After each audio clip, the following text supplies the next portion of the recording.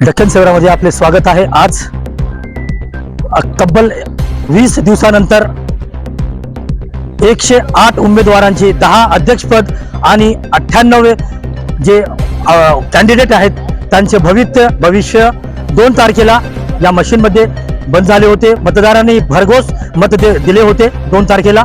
आज 21 तारीख मुदखेड शहराच्या नगरपालिकेत संपूर्ण मतदारांचे आज त्यांच्या मतदारांचे कौल कोणत्या पक्षाकडे जाणार हे थोड्याच वेळात आपल्याला कळणार आहे।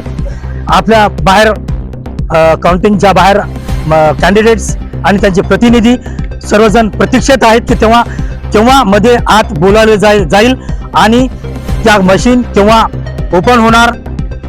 त्यांचे या 20 दिवसापासून जे ते प्रतीक्षेत आहेत। थोड्याच वेळात आपल्याला मुदखेड शहरातून नगरपालिकेतून या नगर परिषद 2025 निवडणुकीचा निकाल जाहीर होणार आहे।